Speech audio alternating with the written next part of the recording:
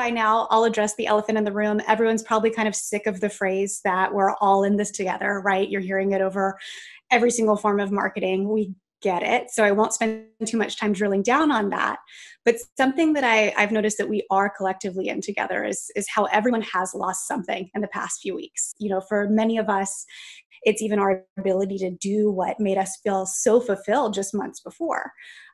Actually, one of my team members even told me, she said, I can't speak confidently or even get excited for my clients anymore. This crisis has stripped me from being able to do what I'm best at. And that was heartbreaking to me. But, humans overall have shared in this collective survival mode. It's what we were wired to do. And for most of us, it's now become both personal and professional. You never imagined that you would need to collect government assistance, but you're doing it to survive. You never imagined having to homeschool your kids while still conducting client meetings, but you're doing it to survive. You never imagined that you would be pregnant in a pandemic and have to walk away from the house you were purchasing to bring your first baby home to, but you're doing it to survive. Survival mode over the past few weeks has been a truly traumatic experience. We've all been there with the shock, the grief, the triage, and perhaps you're still in that particular state of mourning, and that's totally okay.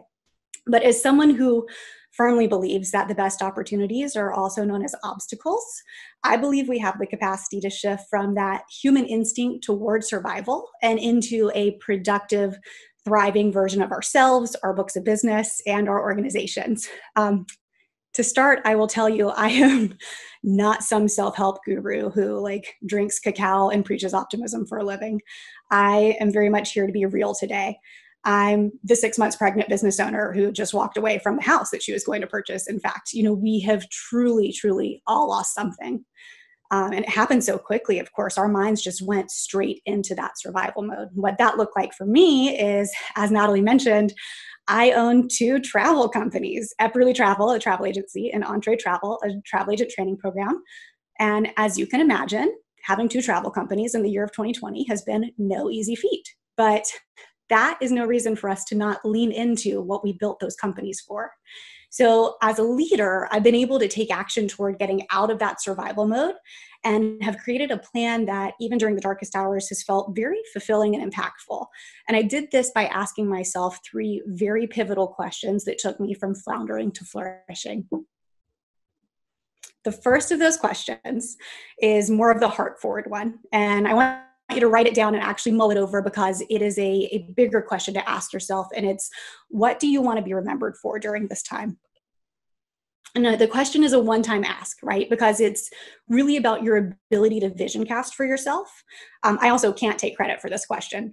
Andy Stanley, who's my preacher, posed it to the congregation several weeks ago, and it just stuck with me. And by stuck with me, I mean it gnawed at me because my gut instinct when I first heard that question was, well, really, Andy, I would just like to survive. But that was the light bulb for me that made me realize I think I need to dig a little bit deeper here. So I did what I do when I need to dig deeper, and that's going to look differently for each of us. But that's the first step you'll want to take. Find a specific time and place that allows you to step out of the weeds and into the big picture thinking. So for me, what that looks like is I get a cup of coffee, I go sit on my apartment balcony. I hope that the chain smoker who lives below me is not on her apartment balcony at the same time. And then if she's not, I stay out there. And I spend some time writing in an open notebook, and I'm praying, and I listen to extremely emotional music, like embarrassingly emotional, like Death Cab for Cutie, if you needed a recommendation. And so I did this several weeks ago. And at the end of that, I did it with the intention of answering this question: what do I want to be remembered for during this time? And at the end of that, I landed on 3 simple words. It was be a beacon. And that became my mantra. And even though I just told you I'm no self-help guru, I'm going to use the word mantra here because I really, truly believe that you need one to get you through this time. So for me, having this mantra made me feel like a dog with a bone, right? I needed to figure out what it meant and how I could use it. And to be honest, it actually cast a greater vision in me that put me right back into the startup phase that I had when I was first building my first company with Epperly Travel. And for those of you who are business owners or self-starters, anyone that has had to build a business from the ground up, you know exactly what I mean by startup mode, right? It's like the hustle phase. I needed to get scrappy, which is Also something that I would like to be known for, but that's more of a life mission than what I want to be remembered for during this time. So if you're in a position to do so, once you identify what that mantra is, ask yourself the question, is there anyone else in my sphere of influence that might benefit from sharing this mantra with me? You know, as the old saying goes, if you want to go fast, go alone, but if you want to go far, go together. So immediately when I came up with that idea of be a beacon, I knew that I wanted my team at Epperly Travel to be involved in the conversation. But before I could invite them into that, I very much needed to assess their capacity as well as their interest. Just make sure it fit into our larger mission as a business. And I think this part is pivotal because you can't just drag people on your mission because that's called getting voluntold, and no one wants to get voluntold during this time. No one has time for that right now. So I kind of stepped back and assessed my team. And what I found, as a team of travel advisors, they were dealing with some extremely heavy stuff. So keep in mind that the events of COVID-19 very much hit the travel industry around the end of January. So we were navigating the ripple effects of this as it began spreading from China, especially when it made its way onto cruise lines and into Italy. So when it finally reached American soil and things began shutting down, my team was just working around the clock. I mean, they were helping clients navigate these ever-changing restrictions of hotels and airlines. They were sharing in these brokenhearted emotions of having to help their clients postpone dream milestone trips, from honeymoons to destination weddings to anniversary celebrations with the entire family.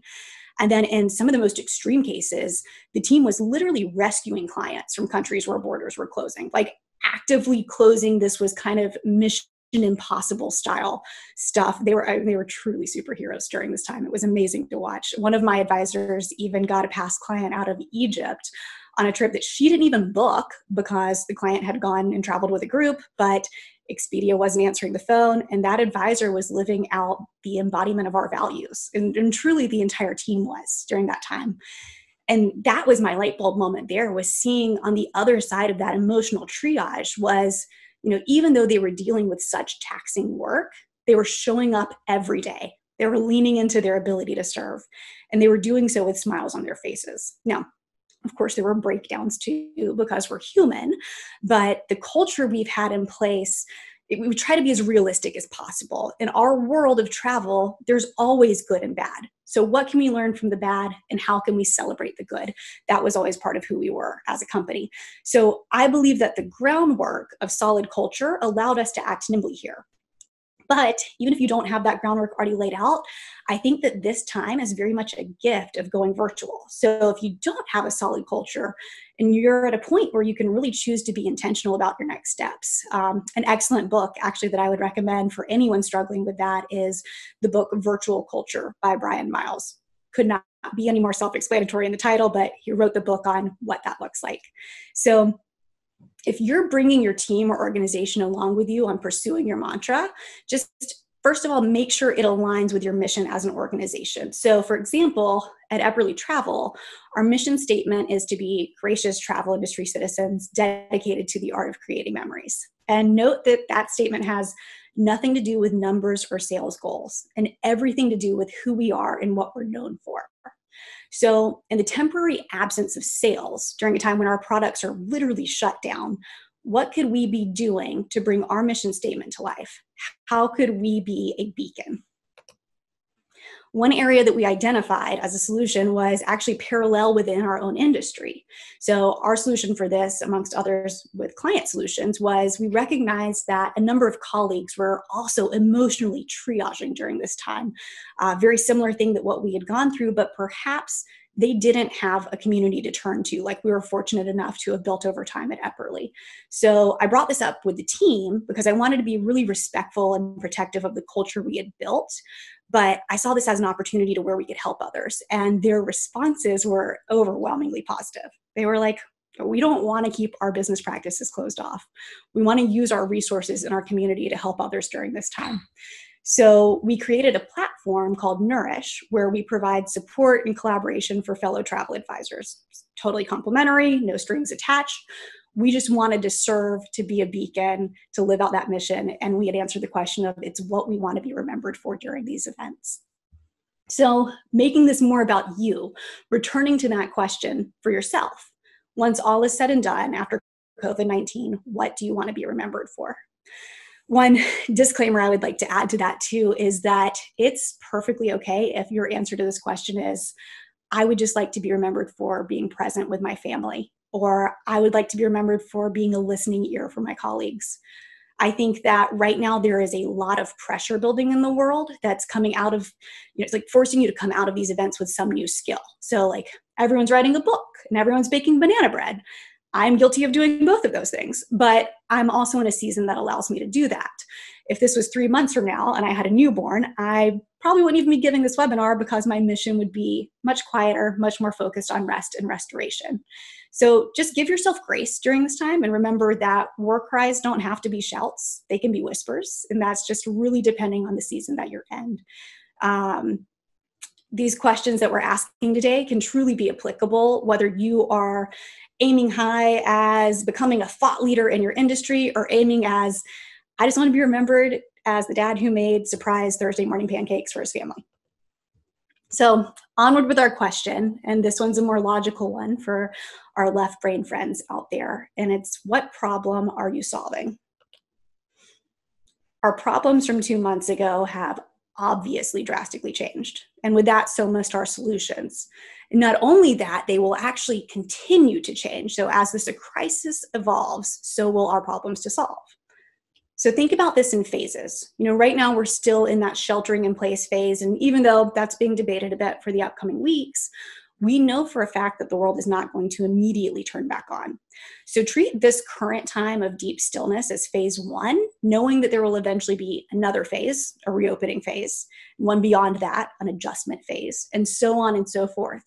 We truly have no idea how many phases or exactly what that will look like. But we should be prepared to ask ourselves the question of, what problem are we solving, much more than once. And honestly, I think you'll get more out of this question the more frequently that you ask it. And you'll also get the most out of this question when you hone in on your focus. Because think about how terrifying it would be to not hone in on your focus, right? You don't want to ask this question as just casting a wide net. If you were to make a list of all the problems going on right now, it would definitely make you cry and feel too daunting. You'd run out of paper, and that's not just because we're in a paper goods shortage. There are just too many problems. You can't solve them all, and you might not even be able to solve one in each category.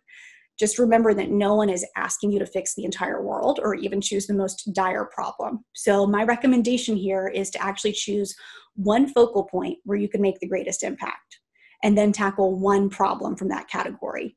Is it your family's need for a routine? Is it your team's need for a listening ear? Is it your industry's need for a positive voice? Tackle that. And when we think about this specifically from a business perspective, it's a simple fact. A business exists to solve a problem. It's why you created your business in the first place. So the question is, what does that problem look like for your chosen focus right now? At Epperly, we applied the concept of being a beacon to our focal point of clients, and we saw that they were pretty anxious. They wanted to dream about travel, but they also wanted helpful resources that they could incorporate into their lives while they were sheltering in place. This looks so different for them than any other time in their life, but they still really wanted to think about the places that they would one day get to. So our solution was to try to find ways to add value and still fulfill our mission statement by helping them create memories even from home. A few examples of what we've done so far: we've had our hotel partners submit recipes so we could create and distribute a cookbook. Everyone has a home chef right now. We conducted an Instagram TV interview with a hotel in Ireland so kids could learn about birds of prey from their home, because everyone's homeschooling right now and trying to find entertainment for their kids. And we even hosted a competition challenging clients to recreate their favorite vacation memories using items around their home. Of course, we had to give examples of this in order to inspire people. So here are a few for you guys to enjoy. Here's an example of one photo is my husband and I in Ireland doing a hawk walk, which was the coolest experience on the planet. So something you should put on your bucket list. And then the other side is doing a kiwi bird and shark walk, because that's the closest thing we had to hawks in our own apartment. It was not one of the coolest experiences on the planet. Here's one, and I know it's really difficult to tell the difference between the original and the recreation, but one of these is a photo from Stingray City in Grand Cayman, and the other is not. And I think we nailed it. It got more likes than our wedding photos. So Clearly, we are not solving a giant world crisis with these funny little solutions, but we're still inspiring our clients to dream about their favorite trips and hopefully create a few laughs while recreating them. So, as you're working to identify that problem that you're solving, now is also a great time to revisit your business plan. And this applies whether you're leading a full-blown organization or you're a solopreneur running a book of business. If you don't have a business plan, now is the perfect time to work on one. I recommend putting together a plan that seeks to solve your clients' problems now, as well as navigate what those problems will look like when the world reopens again, right? It's asking yourself that question over and over. How will you and your business solve each new version of normal that unfolds? If you need help building your business plan, I do have a free resource for you. You'll see it on this slide. It's from EntreTravel, our travel agent training program. And that's a program that has a focus on entrepreneurship. So while the material is based around becoming a successful travel agent, there is a course on building out your business plan. And that's the one that we've made complimentary here. So it's for anyone that might need guidance during this time. This was actually something when we stepped back and looked at the resources that we had on hand to serve our industry and other small businesses. It was one of the solutions that we came up with to make this complimentary. So you'll find it at entretravel.com/business plan. So your answers to the first two questions will lay a very strong kindling of moving from survival to success. But the only way to ensure that you actually come out stronger from this storm is to take action. So the third and final question that I began asking myself that I would encourage you to do the same is, what is your one next step? And note that I'm saying one specifically. So just like with solving a problem, you don't have to do everything all at once. We're coming out of survival mode. We're very much learning to walk before we run. So success can oftentimes simply look like just putting one foot in front of the other. And I would like to be intentional about defining what you gain by taking action as well. Because as an eternal control freak, a deep, sick part of me wanted to take these actions so that I could actually feel in control of the situation again.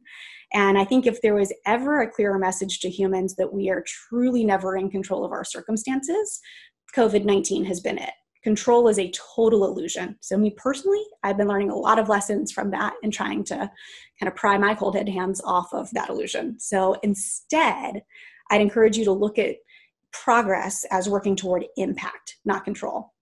So taking a step propels you toward making a difference and acting against the paralysis of inaction. And that'll leave you feeling more fulfilled than control ever did. I love the Dale Carnegie quote, "Inaction breeds doubt and fear. Action breeds confidence and courage." And I can promise you, having followed these questions myself, that taking action on your answers will put you in a place where you feel like you can make an impact on something that otherwise just feels like it's constantly barreling down and making an impact on you. A side note on that is that the rest of that Dale Carnegie quote goes on to say, if you want to conquer fear, do not sit home and think about it, go out and get busy. But including that part of the quote felt pretty tone deaf to what we were going through right now. So maybe do sit home, but don't just think about it, actually get busy, get started. So I will leave you with this. Remember that your mindset truly, truly matters. Survival mode is actually a condition, right? It renders you without passion, joy, and focus because all you're focused on is surviving. And additionally, the state of the world just feels heavy. It's pretty easy to get way down right now. So make sure you're taking care of yourself and your mental health, whether that's prayer, meditation, intentionally connecting with others, even though it has to be virtually. A routine really gives structure each and every day, and it's my hope that these answers that you'll have to the questions will guide you in what priorities to place in that structure. I personally have been taking an approach of what I call fact-based optimism. I tend to be kind of realistic by nature, and taking in the overwhelming amount of negative news that is easily at our fingertips was really putting me in a pretty bad mindset. But on the flip side of that, I feared that if I approached this from an overly optimistic mentality, it would be kind of the psychological equivalent of an ostrich putting its head in the sand. Hope is not a strategy is actually one of my favorite sayings from a travel industry leader as we're working on our business plans together. And that same person actually, whenever I mentioned my whole fact-based optimism ideas, reminded me of the Stockdale paradox. And you guys might have heard of this. It was really made popular by Jim Collins in his book, Good to Great. I love this book. I've read it multiple times over the years. And if I could reference one part that never made any sense to me, it was the Stockdale paradox. So I thought, that's interesting. Went back and read it again yesterday now that I have some context as to where the paradox is most helpful. And it finally made sense. It clicked during this time. So the idea comes from James Stockdale, who was a prisoner of war in the Vietnam War for over 7 years. He was tortured relentlessly with no end in sight. And miraculously, he made it out and lived to tell the tale. And on the other side, he shared the principle of how in the midst of crisis, we as humans must balance our discipline to confront our brutal facts of reality with the rootedness of the faith that we will prevail in the end. So while we're not in control of the actual circumstances, I very much believe we're in control of how we respond to those circumstances. One of the greatest lessons I have personally learned in life is that life doesn't happen at you or to you.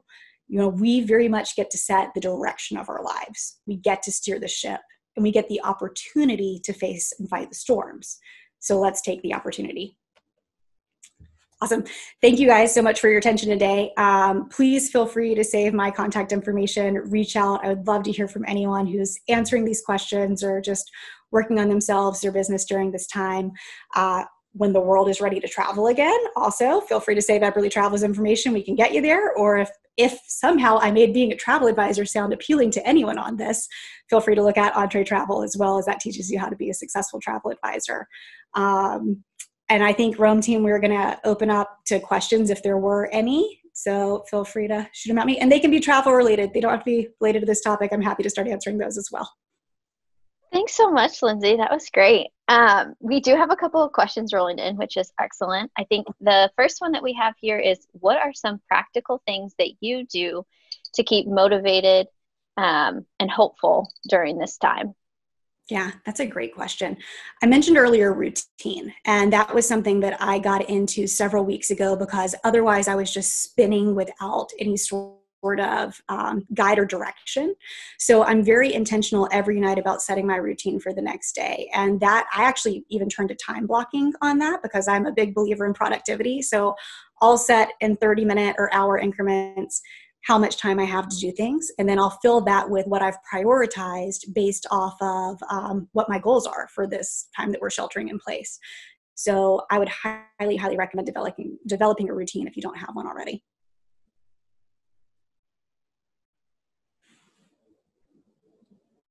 Perfect. We had another question come in that said, what is the balance of communication with your current and former clients right now? Are you discussing future sales, trips at all, or more so focusing on relationship building and maintaining? Yeah, excellent question. And, as I mentioned, the travel industry has been hit very hard by this. And right now our products are pretty much offline when it comes to current needs, but we can dream of the future and see what that looks like. We at Epperly have been taking kind of a week by week approach, just kind of seeing how the state of the world is responding to things. So we have not been, yet forthcoming and saying, book now's the time to travel. We've been more building the relationships, adding value where we can. And another piece of this too is we've been very intentional about educating our clients on what they should be looking for when it comes to traveling. So we'll do blog pieces kind of once every other week that are more thought pieces to kind of cast the vision of what the travel industry is going to look like once we come out of this. And I think that an educated client is an empowered client, right? So they're receiving this information and content from us during this downtime so that they can be educated to know exactly when it is comfortable for them and safe for them to start actually booking as well. Now, we do have clients who have approached us and said, hey, we're ready to get planning, and that is perfect. We are happy to help on those cases, but we're, from a marketing perspective, just being more sensitive to the state of the world and trying to be more relationship driven than sales driven during this time. That's excellent. That's excellent. This kind of plays off of what you were just talking about, and the fact that, you're just sort of watching and seeing how things are going throughout the world. But we do have somebody who had a travel related question about, when should we feel comfortable about booking travel plans again? And what is that, what's that going to look like in the future? Yeah, absolutely. Great question. So unfortunately, short of the crystal ball to give you an exact timeline of when, what we can look at are the circumstances and what you as travelers should be looking at to feel comfortable with. So in my opinion, the best thing you could be looking for right now is flexibility. So it's a-okay to make travel plans. Like, you shouldn't stop dreaming, you shouldn't stop planning, but just make sure anything that you're planning on booking is flexible. And that's actually something our team is being hyper diligent about. So for any trip that we're actively working on, the first thing we're looking at is, what's the deposit on this? Is it flexible? What are the terms and conditions? And making sure our clients are educated on what they are putting down, just in case things look the same in a month. Hopefully they don't, but we want to just make sure that our clients are educated on what their rights are. So that alone, if you know going into it, you have the flexibility, should make you feel comfortable to start making plans. But keep in mind that, of course, no one knows what's going to be the situation come a month, 2, 3 months from now. So as long as you have flexible plans and a flexible mindset, then it's totally fine to start booking travel and making your plans. Just don't get yourself into any sort of non-refundable rates or anything like that, because those really are strict. And we've seen them just be relentless on not refunding or not even offering travel credits when it's a more inflexible rate like that. That's so good.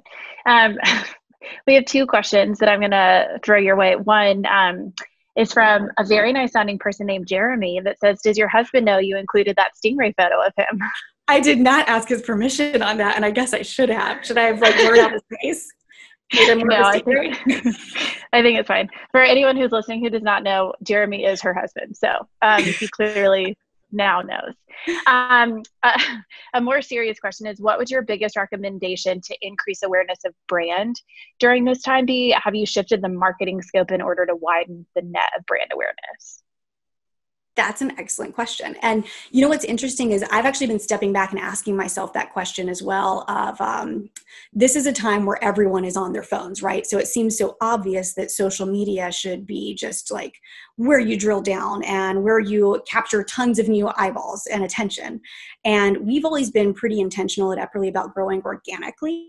So our whole mission has not been, all right, let's increase our followers by 2,000 people during this time. It's been, let's put out really good content, things that are shareable, things that people are interested in, and still let that continue to grow organically. So that's been our strategy. Now, on the flip side of that, for me as a leader, it's been really important to lean into any opportunity that I've been able to find where I can actually act as a voice on behalf of the travel industry. So something like this opportunity, which I'm very, very grateful for, a couple of writing opportunities I've been able to take advantage of, where we can at least be talking more about what we do as travel advisors. And actually what's been amazing is you'll see some really big articles coming out.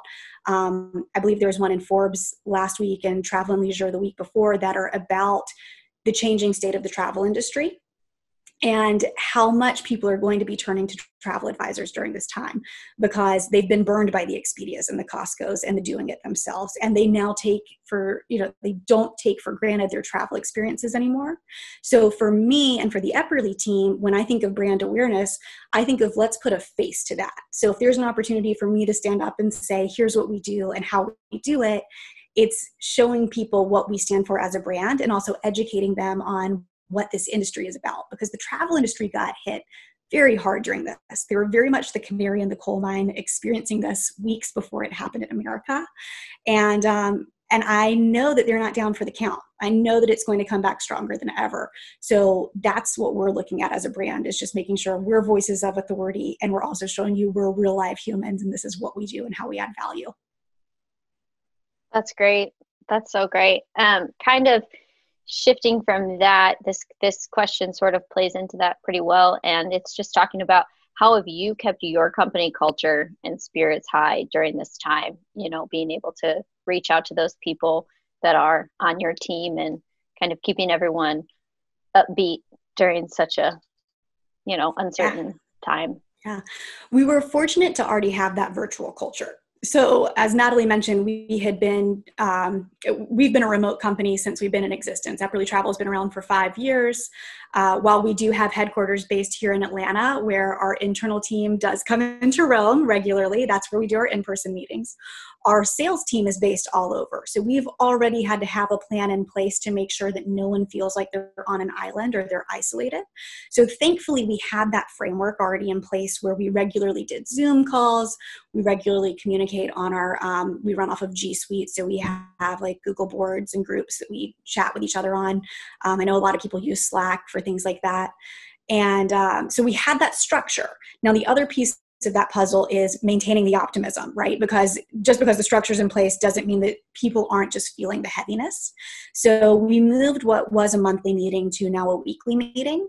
And we as a team feel very comfortable getting vulnerable with one another. And I think that's because we do something called Friday Feels, where each week we share what our highs and what our lows were. So we've gotten used to already being open and sharing with one another. So the idea of maintaining optimism is not just me coming on a Zoom call and talking at people about how you should have hope. It's really more us all coming to the table as a team and having conversations about, what are you feeling? Oh, I'm feeling that too. Here's a solution for that. Here's how we get through that. By the way, it just sucks sometimes, like it's okay for things to just suck. So we've really leaned into the already existing culture and tried to ramp that up even more, which was why I also mentioned that solution that we came up with to help others in the industry through Nourish, because I do think what we have is really special, and it's been able to get our team by with pretty high spirits from what I can tell. Love that. We just had another one come in that says, how has your company shifted virtually during this time? Any tips you'd give a business who's new to the virtual world? Yeah. That book, Virtual Culture, was huge, but that was something I read 2-3 years ago whenever Brian published it. So it was an excellent read at the time. And again, I'd really, really recommend that for anyone. We also wrote a blog post, and I'm happy, I don't know if we can share that or something, but on the Epperly Travel site about tips for working remotely. So from a company perspective, it's just been, again, kind of leaning into those Zoom meetings regularly, leaning into communications on our board regularly. And now through Nourish, we have another way of communicating with just a larger group. But from a personal perspective, I have never worked remotely like this in my life. So even though we were a remote company, your days would still be, well, I'm going to run to Starbucks, or I'm going to run to Rome, or you had kind of things to do to keep you distracted. So that was why routine was huge for me as just an individual worker. And I would also say setting up a workplace, if you haven't already done so, like having a separate area where your work exists versus your regular life. So that way you're able to close it down. I think something interesting too that was pointed out recently to me was that if you're used to going into an office, you actually have that drive time usually, right? Or if you walk to your office, whatever, you have time between when you leave your home and when you arrive to work, and when you leave work and you arrive home. And that is eradicated when you're working from home. So finding some sort of routine of powering up and shutting down so that work doesn't just bleed into your entire day is another thing that I would recommend. Find a way to replicate that turn on, turn off of the work day. Excellent. Thank you. So we have one that came through that said, have you used VR to empower travel while isolated? That is so interesting. We have not, as a company, done the full-blown virtual reality. Like, we kind of had to prioritize what do we have the capacity to do right now, and also budget. So if we were incorporating real deal VR, that would have taken another level. But we have done video interviews, things like that we use over Zoom. I have seen a few other companies. I can't think of any examples off the top of my head that are leaning into VR right now. And my best guess is that it was with existing materials, right? It was something they already had on hand, because it's not like you can really go out and shoot a whole lot right now, just based off of the closures globally.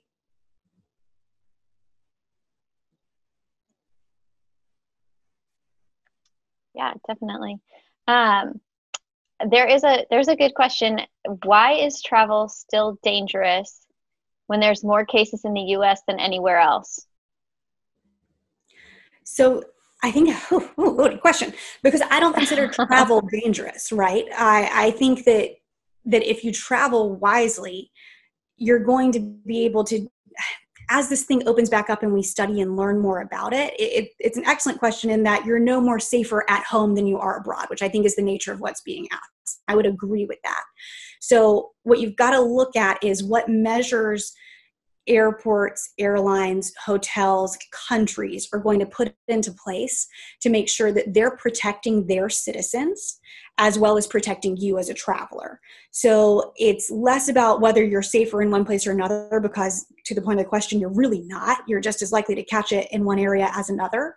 What you're going to see happen is most likely at airports, just like after 9/11, when TSA became a thing, right? Like if you had told someone you'd have to take off your shoes at an airport a year before 9/11 happened, they would think you were crazy.